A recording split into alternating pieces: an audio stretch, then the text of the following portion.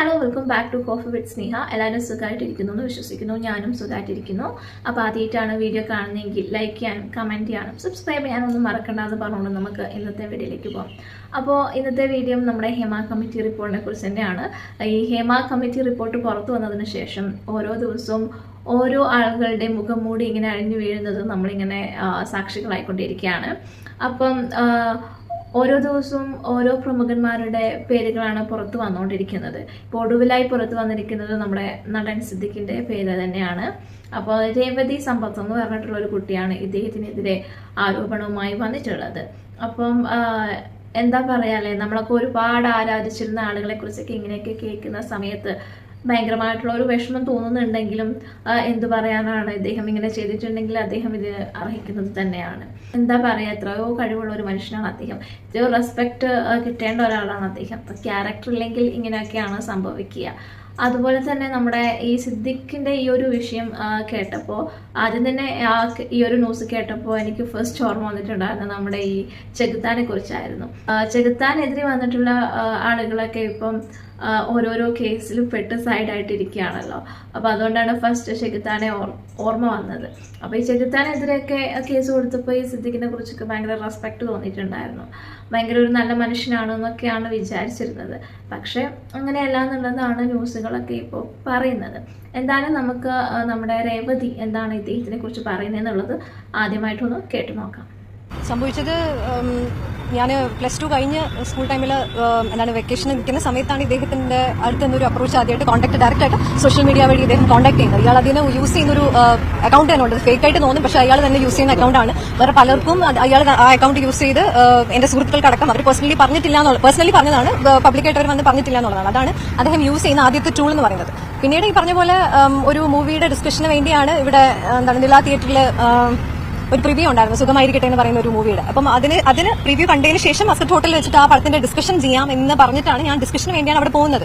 അപ്പോൾ ഇത് സംഭവിക്കുന്നത് 20-21 വയസ്സുള്ളപ്പോൾ ഉള്ള കാര്യമാണ് ഞാൻ പറയുന്നത്. അപ്പോൾ അവിടെ പോകുമ്പോൾ ഇദ്ദേഹത്തിന്റെ ഒരു അപ്രോച്ച് എന്ന് പറയുന്നത്, അതുവരെ മോളെ എന്നുള്ള സോ കാൾഡ് മോളെ, എല്ലാവരെയും വിളിക്കുന്ന പോലെ മോളെ, ഈ മോളെ വിളിയിൽ നമ്മൾ ഒരിക്കലും ആ ഒരു സമയത്ത് നമ്മൾ പ്രതീക്ഷിക്കുന്നില്ല ഇങ്ങനെയാണ്, ഇങ്ങനത്തെ ഒരു അപ്രോച്ച് ആയിരിക്കാം ഇദ്ദേഹത്തിന് സംഭവിക്കുന്നതെന്ന് അറിയില്ല.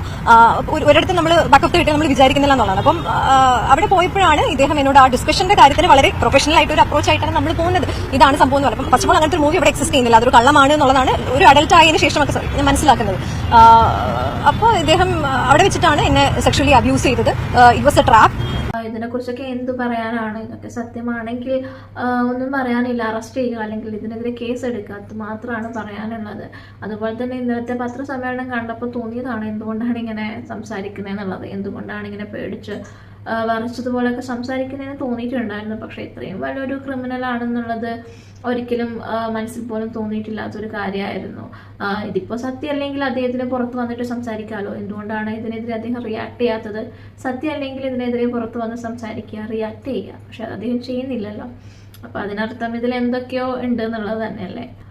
ഇത്തരം ആളുകളെയാണ് അമ്മയുടെ തലപ്പത്ത് ഇരുത്തിയിരിക്കുന്നത്. പിന്നെ എങ്ങനെയാണ് നീതി ലഭിക്കുന്നത്? അപ്പോൾ ഇത് നടന്നിരിക്കുന്നത് കുറേ വർഷങ്ങൾക്ക് മുൻപാണല്ലോ. അപ്പം അന്നൊന്നും ഈ സോഷ്യൽ മീഡിയ എന്ന് പറയുന്നത് അത്ര ആക്റ്റീവ് അല്ലാത്തൊരു സമയമാണല്ലോ. അതുകൊണ്ട് തന്നെ ഇത്തരത്തിലുള്ള ഒരു പണികൾ വരുമെന്നുള്ളത് ആരും ആലോചിച്ചിട്ടുണ്ടാവില്ല. ഇങ്ങനെ ഒരു പണി കിട്ടുമെന്ന് അവർ ആ സമയത്ത് ഓർത്തിട്ടുണ്ടാവില്ല.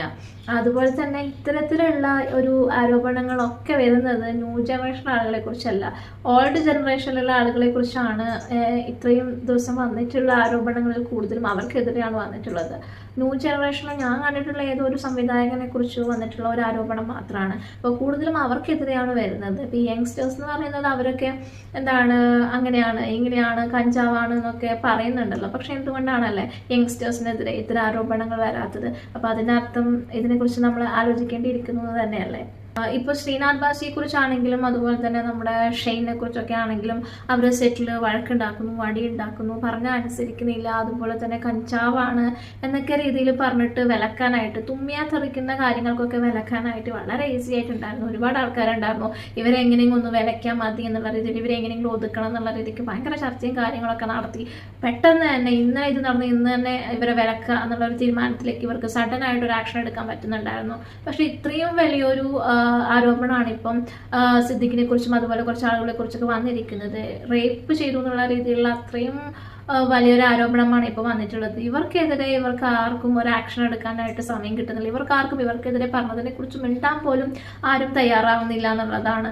സോ ഇവരെ സിദ്ദിഖിനെ ആയാലും രഞ്ജിത്തിനെ ആയാലും അതുപോലെ ആരോപണം വന്നിട്ടുള്ള മറ്റുള്ളവർക്ക് എതിരെ ഒന്നും ഇവർക്ക് സഡൻ ആയിട്ട് ഒരു മീറ്റിംഗ് വിളിക്കുകയോ അല്ലെങ്കിൽ അവരെ വിലക്കാനോ അവർക്കെതിരെ എന്തെങ്കിലും ഒരു ആക്ഷൻ എടുക്കാനോ ഒന്നും ഇവർക്ക് ആർക്കും ഒരു സാമർഥ്യം ഇതുവരെ കാണുന്നില്ല.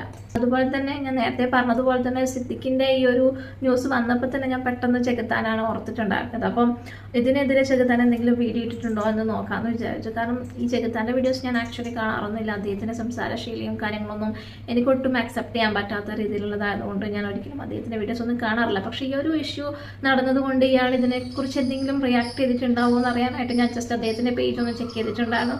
അപ്പം പ്രതീക്ഷിച്ചതുപോലെ തന്നെ അദ്ദേഹം അവിടെ റിയാക്ട് ചെയ്തിട്ടുണ്ടായിരുന്നു. അപ്പം ഈ ചെകുത്താൻ എന്താണ് ഈ ഒരു ഇഷ്യൂനെ കുറിച്ച് പറയാനുള്ളതെന്നും കൂടെ നമുക്കൊന്ന് കേട്ടു നോക്കാം. ആദ്യത്തെ റൗണ്ടില് രവി മുങ്ങി, ഏട്ടം പനിയും ചുമയും തലവേനയായിട്ട് റെസ്റ്റിലാണെന്ന്. 5 ദിവസത്തെ റെസ്റ്റൊക്കെ കഴിഞ്ഞിട്ട് കുറെ ദിവസമായി. നാളെ വല്ല ഹിക്കേമില്ല. ഇനി ആര് നയിക്കടെ അമ്മ ടീമിനെ? ഓരോരോ എന്തൊക്കെ ബഹളമായിരുന്നു. അവൻ ആർമി എന്തോ മയിര് അങ്ങനെയൊക്കെ പറഞ്ഞപ്പോൾ അങ്ങ് ഭയങ്കര നടപടികളാണ് ഇവിടെ. ഭയങ്കര സഹിക്കാൻ മേലാണ്. റേപ്പ് ചെയ്യുന്നൊക്കെയാ ഒരു പെണ്ണ് വന്നതെന്ന് പറഞ്ഞേക്കുന്നത്, മനസ്സിലായോ? അത് മകളുടെ പ്രായമൊക്കെ ഉള്ള ആൾക്കാരെ ഇങ്ങനെ ചെയ്യോ? പക്ഷെ ഇത് +2 കഴിഞ്ഞ പെണ്ണെന്ന് പറഞ്ഞാൽ +2 കഴിഞ്ഞ കാലഘട്ടത്തിൽ നിന്നൊക്കെ അവൾ പറയുന്നുണ്ടെങ്കിലും അത് പോക്സോ കേസൊന്നും അല്ല എല്ലാവരും പറയുന്ന പോലെ. അത് ഒരു 10, 20, 21 വയസ്സിലാണ് സംഭവിച്ചതെന്നുള്ളതാണ് മനസ്സിലാക്കാൻ സാധിച്ചത്. ഇവർ ഈ വാർത്ത കൊടുക്കുമ്പോൾ ക്ലിയർ ആയിട്ട് പറയത്തില്ല, തെറ്റിദ്ധരിപ്പിക്കുന്ന രീതിയിൽ ഒരു വാർത്ത വന്നിട്ടുണ്ട്. അത് കുഴപ്പമില്ല, ഇമാർക്ക് ഇതൊക്കെ വേണം. കാരണം എന്നെ പറ്റിയാണേലും അറസ്റ്റ് ചെയ്തെന്ന് പറഞ്ഞിട്ടും ഒളിവിലാന്ന് പറഞ്ഞിട്ട് ഇവർ ആരും കറക്റ്റ് ചെയ്തിട്ടില്ല. മനസ്സിലായി? രാജ്യദ്രോഹിയാന്ന് പറയുന്നു, മിലിറ്ററി അവമാനിച്ചെന്ന് പറയുന്നു, ഇങ്ങനെയൊക്കെ പറഞ്ഞിട്ട് കറക്റ്റ് ചെയ്തിട്ടില്ല. അപ്പൊ പിന്നെ വാർത്തക്കാർ അങ്ങനെ കൊടുക്കുന്നതിൽ വലിയ തെറ്റൊന്നുമില്ല. ചെറുപ്രായത്തിൽ നിന്നും പറഞ്ഞിട്ടുണ്ടോ കൊടുത്തേക്ക്? ഈ ചെറുപ്രായം എന്ന് പറയുന്നത് ശരിയാ, കറക്റ്റായിട്ടുള്ള പ്രായമൊക്കെ പറയണം. എല്ലാ ആൾക്കാർ അതൊക്കെ തെറ്റിദ്ധരിക്കും, പെട്ടെന്ന് മാറ്റിക്കൂ. ഞാനും അങ്ങനെ ആദ്യം വിചാരിച്ചു ഇത് വല്ല പോക്സോ വല്ലതും ആയിരിക്കുമെന്ന്. ഇവിടെ പോക്സോയെ പറ്റി പരാമർശിച്ചെന്ന് പറയുന്നുണ്ട്. ഏത് ഹേമ കമ്മിറ്റിയിൽ. അപ്പൊ അത് തെറ്റിദ്ധരിക്കാൻ സാധ്യതയുള്ള രീതിയിലാണ് വാർത്ത വന്നിരിക്കുന്നത്. അത് പോക്സോ ഒന്നും അല്ല. എന്താണേലും റേപ്പ് എന്നാണ് ആ പെണ്ണ് പറഞ്ഞിരിക്കുന്നത്. റേപ്പ് ചെയ്തിട്ടുണ്ടെന്നുള്ളത് തന്നെയാ പറയുന്നത്. അത് എങ്ങനെയാ എന്താന്ന് വ്യക്തതയൊന്നുമില്ല. എങ്ങനെയാണെങ്കിലും ഈ പരാതികൾ കേൾക്കുമ്പോഴേ നാളെ പോലെ ഹിക്കയില്ല. നാളെ ഇനി വരത്തില്ല, നോക്കിയോ, മുങ്ങും. ഇനി എന്തെങ്കിലും പണയാൻ വന്ന നാട്ടുകാർ പൊങ്കാലയിടും, അത്രേ ഉള്ളൂ. ഇനി അധികം കൊണവണ പറയരുതേ.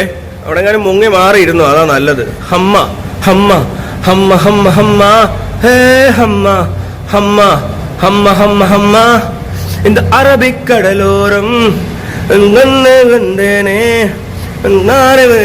കണ്ണ് ഹട്ടും പെൺകൾ കണ്ട. എന്തായാലും ചെകുത്താന്റെ സമയം ഒരു ബെസ്റ്റ് ടൈം തന്നെയാണ്. ഞാൻ നേരത്തെ പറഞ്ഞതുപോലെ തന്നെ ചെകുത്താനെ പറഞ്ഞിട്ടുള്ള മേജർ രവി ആണെങ്കിലും അതുപോലെ തന്നെ സിദ്ദിഖും എല്ലാം ഇപ്പോൾ കുടുങ്ങിയിരിക്കുകയാണ്. ഇനി നമ്മുടെ ലാലേട്ടൻ്റെ പേര് കൂടി ഇതിലേക്ക് വരാതിരിക്കട്ടെ എന്ന് മാത്രമാണ് ഞാൻ ആഗ്രഹിക്കുന്നത്. അതുപോലെ തന്നെ ഇപ്പം നമ്മൾ ന്യൂ ജനറേഷൻ, ഓൾഡ് ജനറേഷൻ അങ്ങനെയൊക്കെ ക്ലാസിഫൈ ചെയ്യുന്നുണ്ട്. ന്യൂ ജനറേഷൻ കൂടിയില്ല, ഓൾഡ് ജനറേഷൻ നല്ലതാണ്, അങ്ങനത്തെ രീതിയിലൊക്കെ. അപ്പോൾ ഇങ്ങനത്തെ ഒക്കെ കേസ് എടുത്ത് നോക്കുകയാണെങ്കിൽ ഏത് ജനറേഷൻ എന്നുള്ളതല്ല, ഇൻഡിവിജ്വൽസ് നന്നായിട്ടിരിക്കുക, അവരുടെ ക്യാരക്ടർ നന്നായിട്ടിരിക്കുക എന്നുള്ളത് മാത്രമാണ് എനിക്ക് തോന്നുന്നത്. സോ അതുകൊണ്ട് തന്നെ ജനറേഷൻ ഏതായാലും അവനവൻ്റെ സ്വഭാവം നന്നാക്കിയാൽ അവനവന് കൊള്ളാമെന്ന് മാത്രം പറഞ്ഞുകൊണ്ട് നമുക്ക് അടുത്ത വീഡിയോയുമായിട്ട് വീണ്ടും കാണാം. അതുവരേക്കും ബൈ ബൈ.